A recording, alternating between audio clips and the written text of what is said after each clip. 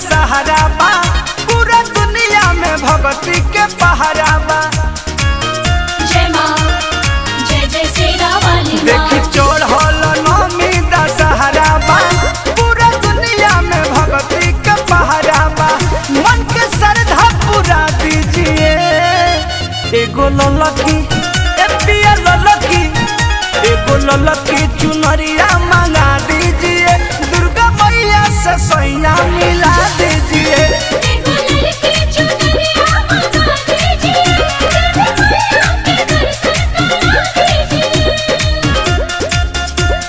जय जय जय माँ जय जय जय माँ, जय जय जय माँ जय जय जय माँ।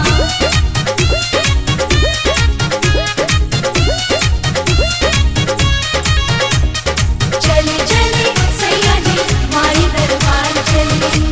नई हर में घूमले है पानी आदत बाबू है मेला के जलेबी हमारा लागल बामू है। ए जी खिला दीजिए ना प्लीज। नई हर में घूमले है पानी आदत बाबू है मेला के जलेबी हमारा लागल बाबू है। अपने हाथ खिला दीजिए एगो ललकी ललकी एगो ललकी चुनरिया मंगा दीजिए देवी मैया से सैया मिला दीजिए।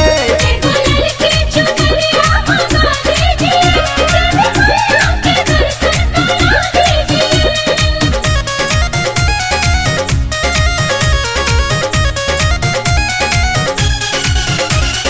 मैया से मिला दी सैया आई रब रात बा, मैया से मिला दी अब की बार सैया जी। पिया परमो धियानु विरोध करतानी सोनी संगे पूजे जाई दुर्गा भवानी। नहीं तो लल्लुआ के साथ चले जाएंगे हम।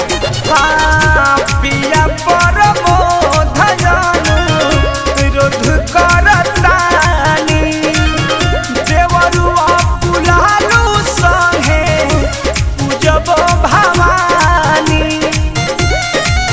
कृष्ण जी को बुला लीजिए एगो ललकी हाँ एगो ललकी चुनरिया मंगा दीजिए देवी मैया से सैया मिला दीजिए।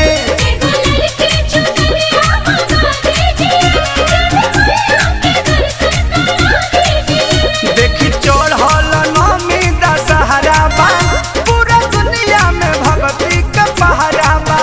मन के श्रद्धा पूरा दीजिए एगो ललकी पिया ललकी एगो ललकी चुनरिया मंगा दीजिए दुर्गा मैया से सैया मिला दीजिए।